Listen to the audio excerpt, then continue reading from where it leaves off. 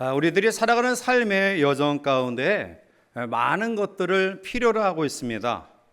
예를 들면 지금 우리가 안심하고 거주할 수 있는 집이라든지, 또 생활하는데 불편함이 없는 물질이라든지, 좀 더 여유가 있다고 한다면 또 명예와 권세, 또 여러 가지 것들이 우리의 삶에 절대적으로 필요합니다.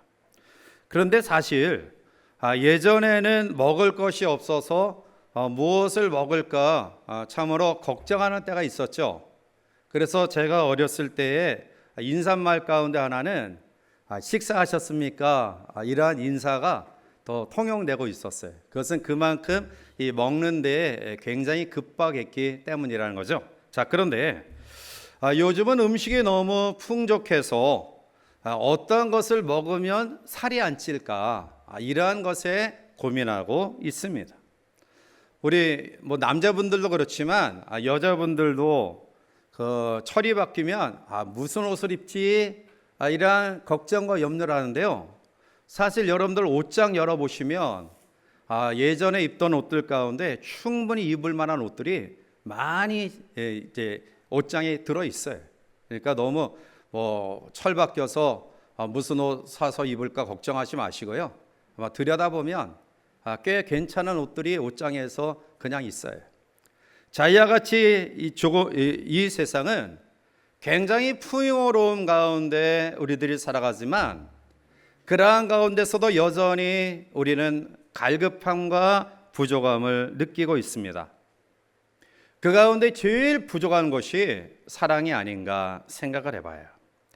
가족도 있고 친구도 있고 직장도 있고 또 교회도 있는데, 그러면 우리의 삶이 풍성한 사랑으로 가득해야 되는데 여전히 우리의 마음속에 제일 갈증을 느끼는 것은 바로 사랑입니다. 독일의 시인이었던 괴테가 그의 친구인 슈타인 여사에게 1786년 6월 28일에 다음과 같은 글을 보냈습니다. 우리들은 어디로부터 태어났을까? 사랑으로부터. 우리들은 어떻게 되어 멸망할까? 사랑이 없기 때문에. 우리들은 무엇으로 자신을 이길까? 사랑에 의해. 오랫동안 울지 않는 이유는 무엇 때문일까? 사랑 때문에. 우리들은 항상 연결시키는 연결고리는 무엇인가? 사랑이다 라고 이야기했습니다. 사랑하는 성도 여러분, 우리 모두는 사랑을 받고 싶어 해요. 또 사랑을 받기를 원하면서 누군가로부터 사랑을 받으면 행복하고 기쁩니다. 그런데 인간의 사랑은 상대적이라는 것입니다. 즉, 어쩔 수 없이 사람은 자기를 사랑하는 사람을 사랑하지 자기를 미워하고 증오하는 사람을 사랑하기는 어려워요. 서로 뜨겁게 사랑을 나누던 사람도 사랑이 변하여 원수지간이 될 수 있고요. 또한 100년 해로를 하자고 언약했던 부부지간에도 결국 죽음이 그 사랑을 갈라 놓을 때가 있다라는 것입니다. 사랑하고 싶은데 더 이상 사랑할 수 없는 사랑이 바로 한계가 있는 인간의 사랑이라는 것입니다. 그러나 하나님의 사랑은 다릅니다. 하나님의 사랑은 절대적입니다. 하나님은 아무짝에도 쓸모없는 가치없는 우리를 사랑하셨습니다. 요한일서 4장 9절에 하나님의 사랑이 우리에게 이렇게 나타난 바 되었으니 하나님이 자기의 독생자를 세상에 보내심은 그로 말미암아 우리를 살리려 하심이라. 아멘. 바로 하나님은 외아들을 우리에게 보내시기까지 사랑하신 하나님이십니다. 그 하나님의 사랑은 여전히 변함이 없습니다. 그 하나님의 사랑은 영원 무궁합니다. 그 하나님의 사랑은 능력이 크십니다. 이 하나님의 사랑을 받고 싶지 않으십니까? 오늘 본문은 우리에게 이 사랑을 받는 방법과 그리고 그 결과를 우리에게 말씀하고 있습니다. 따라서 이 아침 말씀 속에 하나님의 사랑을 경험하고 또 그 놀라운 축복의 은혜를 누리는 우리 모든 성도들 되시기를 주님의 이름으로 기원합니다. 먼저 하나님을 사랑하는 비결입니다. 오늘 본문 20절의 말씀 가운데 그날에는 내가 아버지 안에, 너희가 내 안에, 내가 너희 안에 있는 것을 너희가 알리라 라고 말합니다. 자, 이 말씀을 우리가 읽으면 참 뜨거워져요. 자, 그날에 라는 이 말씀을 주님이 우리를 찾아오시는, 사랑으로 찾아오시는 날이다 라고 말씀드릴 수 있는데요, 성경학자들은 이 말씀을 종말적인 말씀이다 라고 해석하기도 해요. 다시 말하면 여기서 그날은 예수님이 재림주로 세상 끝에 오시는 날이다 라고 해석하기도 하는데요, 그러나 이 말씀의 전후 문맥을 살펴보면 반드시 시대의 종말에 주시는 말씀은 아니라고 생각이 되어져요. 왜냐하면 예수님은, 하나님은 어제나 오늘이나 내일이나 동일하신 분이고요, 시간과 공간의 제약을 받지 아니하시는 분입니다. 그러므로 이 말씀은 주님이 사랑으로 내게 찾아오시는 오늘, 바로 그날이 지금 이 시간이다라는 거예요. 자, 그런데 이 날에 내가 아버지 안에, 너희가 내 안에, 내가 너희 안에 있는 것을 이야기해요. 예수님이 하나님 안에, 또한 성도가, 제자가 예수님 안에, 그리고 예수님이 오늘 성도와 제자들 우리 안에 있다, 계신다라는 말씀. 이것은 신비로운 사랑으로 하나 된 관계를 이야기하는 것입니다. 남녀 간에 서로 따로 있을 때는 남남이에요. 그러나 서로 사랑하고 신뢰해서 부부의 연을 맺어 한 가정을 이루면 한 몸이 되는 겁니다. 자, 그런데 한 방과 한 집에 산다 할지라도, 즉 부부라 할지라도 마음과 몸이 여러 가지 이유로 떠나 있으면 남남일 수 있습니다. 그것은 참으로 불행하고 안타까운 일입니다. 자, 그런데 오늘 본문은 예수님이 하나님 안에, 성도들이 예수님 안에, 예수님이 우리 안에 거한다. 아주 신비로운 관계를 말씀하고 있습니다. 자, 이것을 우리가 어떻게 표현할 수 있을까요? 이 일체됨의 사랑의 관계를 말로 표현할 수 없죠. 이것은 실제적인 체험으로 우리가 이것을 느껴야 됩니다. 그래서 오늘 20절 하반절에 오면 너희가 알리라 라고 이야기해요. 알리라. 성경의 원어에 보면 이 안다라는 단어가 두 가지 단어를 통해 우리에게 말씀하고 있습니다. 하나는 지식적인 알물 이야기예요. 지식적인 암, 책에서, 또 아니면 여러 가지 문명의 이기를 통해서 우리가 머리로 이제 습득하는 암. 자, 또 하나는 체험적으로 아는 알림이에요. 저는 우리 여자 성도님들을 비롯해서 또 많은 여인들을 알아요. 우리 성도님들의 이름도 알고요, 또 여러분들의 성격이 어떤지도 알아요. 또 잘 전부는 아니지만 여러분들의 삶의 모습도 제가 알아요. 그러나 이것은 어디까지나 지식이나 관념으로 아는 거지 실제로 아는 것이 아니에요. 제가 몸으로 경험해서 아는 사람이 있습니다. 그 사람은 40년 동안 저와 함께 살아가고 있는 우리 아내예요. 우리 집사람은 눈만 껌뻑거려도 제가 어떤 마음을 품고 있는지 알아요. 얼굴의 표정을 봐도 지금 컨디션이 어느 상태구나 라는 것을 알아요. 물론 집사람도 제 모든 컨디션이나 이런 것을 알아서 영양소도 챙겨주고, 또 마시는 것도 해주고, 또 건강 보양식도 해주고 그래요. 자, 이것이 바로 참으로 아는 알림이다. 예수님이 하나님 안에, 성도가 예수님 안에, 그리고 예수님이 우리 성도들 안에 함께 있다. 이 친밀한 관계 사랑은 체험적인 알림을 통해서만이 가능해요. 그런데 여기에 우리의 신앙의 갈등이 있어요. 교회는 오래 다녔습니다. 그래서 직분도 받았습니다. 또 그 직분에 걸맞게 봉사도 하고 헌신도 합니다. 기도도 하며 찬송도 하고 또 전도도 하고 헌금도 하고 봉사도 해요. 그런데 때로는 주님보다 세상이 더 사랑스러워요. 돈과 재물이 더 귀하게 여겨집니다. 동시에 우리는 하나님과 주님의 사랑을 받지 못하는 채로 신앙생활하는 때가 있다라는 사실이에요.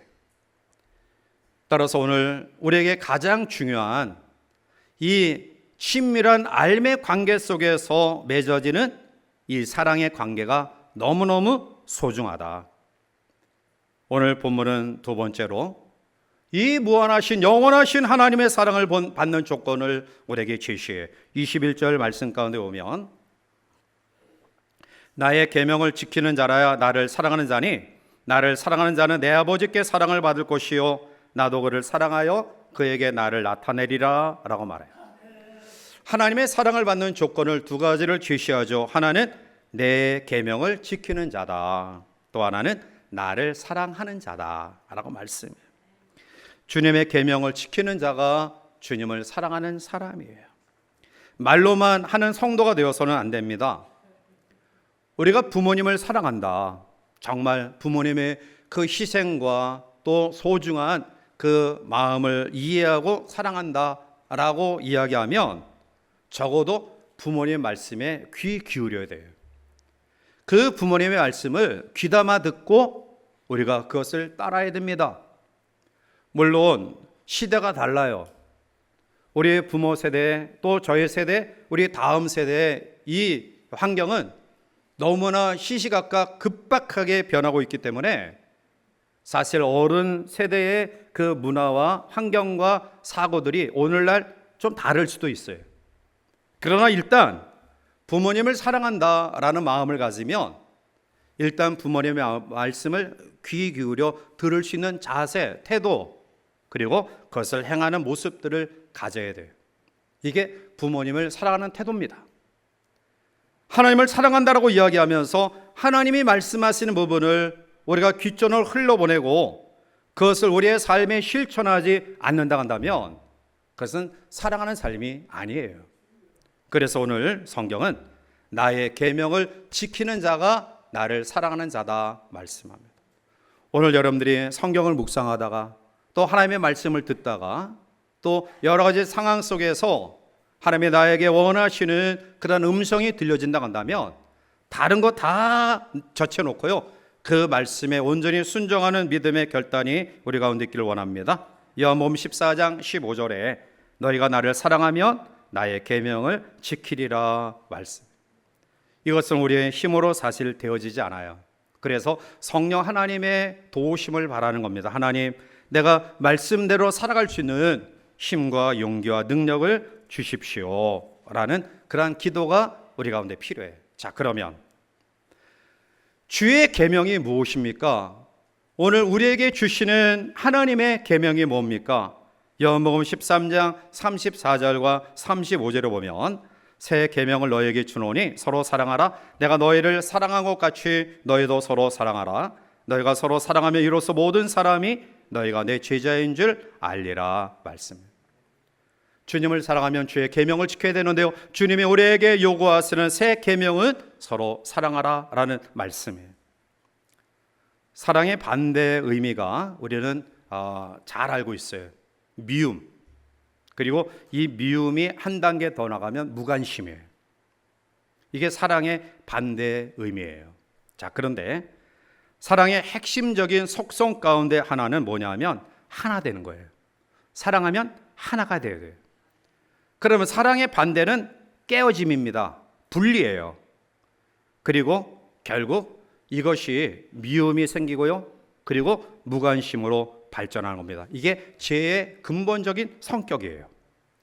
제가 이 땅에 들어왔을 때 가장 먼저 발생한 것은 하나님과의 분리입니다. 하나님과의 깨짐이에요. 하나님과의 깨짐이 결국 아담과 하와 사이의 깨짐으로 나타나죠. 내 뼈 중에 뼈요 살 중에 살이라 라고 일체의 아름다운 사랑의 고백을 했던 부부지간에 하와 탓입니다. 아담 탓입니다. 서로 부부지간에 탓해요. 결국 사랑하지 못했을 때 미움이 들어오고요. 그 미움이 결국 외면하며 분리와 깨어짐으로 발전합니다. 오늘날 이 시대에 이 분리와 깨짐의 상황이 너무나 많아요. 주님은 이 땅에 오셔서 행하신 일 가운데 십자가로 하나님과 우리 사이의 깨짐과 분리를 이어주셨음을 믿습니다. 그리고 오늘 우리에게 이야기합니다. 서로 사랑하라. 이것이 바로 분리와 깨짐 속에서 다시 하나 되는 아름다운 은혜예요.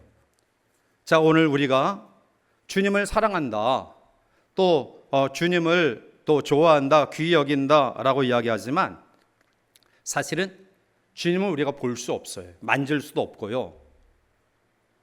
따라서 오늘 저는 여러분들에게 이 주님을 확실하게 보여드리고 싶어요. 자, 눈 크게 뜨고 귀 번쩍 열고 집중해서 들으세요. 오늘 주님을 여러분들에게 보여드리겠습니다. 주님은 바로 여러분 앞뒤 좌우에 있는 우리 지체드림을 믿으시기 바랍니다. 주님께서 오른편에 있는 상급받고 칭찬받는 자들 향해 칭찬하는 내용 가운데 소자 중에 냉수 한 그릇 대접한 이가 곧 나에 대하여 대접한 자다. 자, 주변 한번 쳐다보세요. 당신이 우리의 예수입니다. 또 이단이라고 하지 마시고요. 예수님의 현현하심은 바로 우리 사랑하는 식구들, 또 사랑하는 교우들, 그리고 더 나아가 외롭고 소외감 속에 아파하고 힘들어하는 그러한 이웃들인 줄 믿습니다. 또 다른 주님을 보여드리고 싶어요. 또 다른 주님은 바로 교회가 주님의 몸입니다. 오늘 머리 대신 주께 각 지체된 우리가 그리스도의 몸을 이루고 있어요. 주님의 계명을 지켜 사랑한다고 한다면 우리는 우리의 식구들, 우리의 지체들, 어렵고 힘든 이웃들, 그리고 몸된 교회를 사랑해야 돼요. 그게 주님을 사랑하는 삶의 모습이고요. 그것이 주의 계명을 지키는 성도의 삶인 줄 믿습니다. 이제 이 귀한 사랑을 통해서 계명을 지킴으로 인하여 하나님의 사랑을 받는 성도의 결과가 어떤가? 오늘 본문은 두 가지를 우리에게 이야기해요. 하나는 우리 따라해 보실까요? 하나님의 사랑을 받습니다. 21절에 나의 계명을 지키는 자라야 나를 사랑하는 자니 나를 사랑하는 자는 내 아버지께 사랑을 받을 것이요 나도 그를 사랑하여 그에게 나를 나타내리라 말씀해. 우리의 마음을 뜨겁게 하는 감동적인 말씀이죠. 즉 하나님의 사랑을 받는다. 그리고 주님이 우리 가운데 나타내신다. 주님이 날 사랑하신다라고 말씀합니다. 주님이 자신을 우리에게 나타내신다라고 말씀해요. 이 얼마나 놀라운 사랑입니까? 여러분, 우리가 주님을 사랑한다고 하지만 사실은 그 사랑은 미미해요. 부끄러울 정도입니다. 그런데 부끄러울 정도로 미미한 사랑을 표현한 우리를 향하여 주님은 어떻게 이야기하시느냐? 너를 사랑한다. 그리고 나를 나타낸다. 오늘 이 아침 주의 계명을 지키는 복된 믿음의 성도들이 되어서 무한하고 영원한 하나님의 사랑, 그 하나님의 놀라운 사랑의 임재를 경험하는 우리 모두가 되시기를 주님의 이름으로 축원합니다. 두 번째는 하나님이 함께 하신다라는 말씀이에요. 23절 말씀 가운데 오면 예수께서 대답하여 이르시되 사람이 나를 사랑하며 내 말을 지키리니 내 아버지께서 그를 사랑하실 것이요 우리가 그에게 가서 거처를 그와 함께 하리라. 아멘. 거처를 그와 함께 한다. 내 심령에 예수님이 좌정하신다라는 거예요. 여러분의 가정에 예수님이 임재하신다는 겁니다. 여러분들의 삶의 여정에 주님이 날마다 동행하신다라는 말씀이에요. 우리가 삶을 영해 나가면서 예기치 않은 어려움과 힘듦이 왔을 때 참 낙심하고 실망해요. 내가 믿는 하나님이 어디 계신가? 하나님이 나와 함께 하시고 내 가까이 계시면 왜 이러한 질고와 이러한 아픔과 힘듦이 나에게 오는가? 여러분, 그러나 그러한 순간에도 절대로 원망하지 마시기 바랍니다. 하나님의 선하신 뜻을 다시 한번 묵상하시길 바라요. 제가 강원도에서 근무하고 이 백두산 부대에서 근무하다가 다음 보직이 체육부대였어요. 그런데 그 상황은 우리가 일반적으로 이야기하면 이제 진급을 해서 부장의 자리에 있는 사람을 다시 과장으로 떨어뜨리는 거예요. 그러니까 백두산 부대에 제가 근무할 때 저희 병력이 12,000명, 또 제 밑에 연대 목사님들이 4분, 그리고 또 많은 민간 목사님들, 군정병들, 그리고 사단교회에 우리 병력과 간부, 가족, 신자가 한 450명에서 500명 정도 예배를 드렸어요. 그런데 그러한 제가 체육부대로 명령을 받은 거예요. 다시 말하면 부장이 위치해 있던 사람을 과장으로 내쫓은 거예요. 하나님 앞에 얼마나 마음에 상심이 되고 또 마음에 참 또 짜증나는 그런 마음이 있는지 한 500여 명, 만여 천명, 그리고 또 휘하의 여러 목사님들을 또 지도하고 관리하는 책임자로 있다가 대위가 근무하는 그런 부대 총 병력이 제가 근무할 때 600명밖에 되지 않았고요. 얘네들은 선수들이기 때문에 주말에나 다 외출을 해요. 외박을 해요. 그러니까 기간병들 뭐 한 10여 명밖에, 또 가족들이나 간부들이나 군무원들은 서울권이니까 다 민간교회 다니지 군인교회를 나오지 않는 거예요. 한 10여 명 데리고 예배드리니 한 600여 명 예배드리니 600여 명의 병력에 있는 부대에 제가 과장으로 떨어졌으니 좋겠어요? 그런데 조금 후에 되돌아보니까 하나님의 귀한 사랑과 은혜가 있었더라. 왜냐하면 제가 강원도를 돌아다니다 보면 그때 아이들이 이제 조금 커서 이제 초등학교 고학년으로 올라가는 과정 속에 대부분의 간부들이 가족과 아이들하고 떨어져 살아요. 그러니까 남자들만 전방에 가서 근무하고 아이들과 가족은 서울에 근무해요. 기러기 신사가 되는 거죠. 여기에서 가정에 어떠한 문제가 생기고 또 가정 자녀 교육에 문제가 생기는데요. 그런데 저에게 있어서 하나님께서 텀을 줘서 좀 더 여유 있게 가정을 충실히 돌봐라, 이러한 은혜였던 것 같아요. 그래서 아이들이 자기들이 좋아하는 음악 공부도 계속하고 또 하고 싶은 공부도 계속하고 무엇보다도 가정이 참 거기에서 굉장히 돈독해지는 그러한 기회를 갖게 되었고요. 또 그 이후에 그 삶을 되돌아보면 하나님이 가정을 아름답게 세우기 위해서 또 신앙으로 자녀들을 양육하기 위해서 그러한 환경을 주셨구나, 이러한 마음을 가지면서 하나님 앞에 감사했어요. 여러분, 우리 가운데는 예기치 못한 질병으로 인해 또 경제 어려움 속에 또 우리의 계획과 뜻대로 되어지지 아니하는 우리의 삶을 그냥 포기해버릴까? 이런 마음을 가진 분들 계십니다.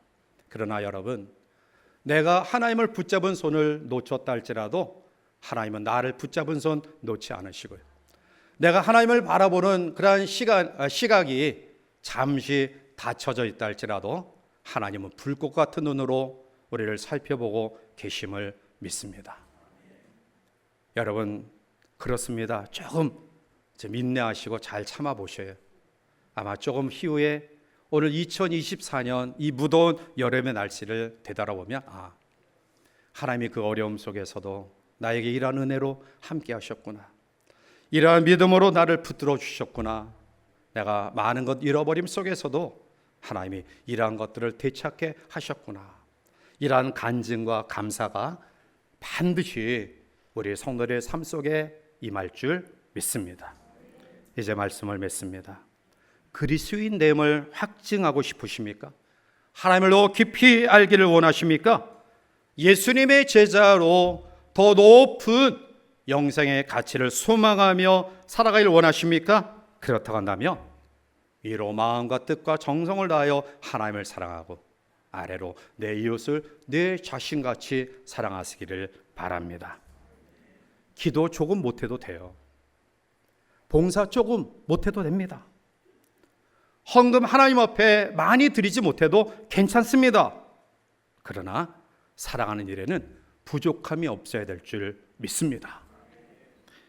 사랑의 아름다운 삶을 통해 하나님의 무한한 영원한 사랑을 다시 한번 공급받아 어렵고 힘든 이 안정환의 삶을 사랑으로 승리하는 천국을 경험하는 복된 성도들 되시기를 주님의 이름으로 간절히 축원해 드립니다. 기도하시겠습니다. 사랑의 하나님, 은혜를 감사합니다. 날씨도 너무 힘들고요, 경제도 너무 어렵습니다. 또 다른 삶에게 말할 수 없는 아픔과 힘듦을 우리들이 가지고 애끓고 있습니다.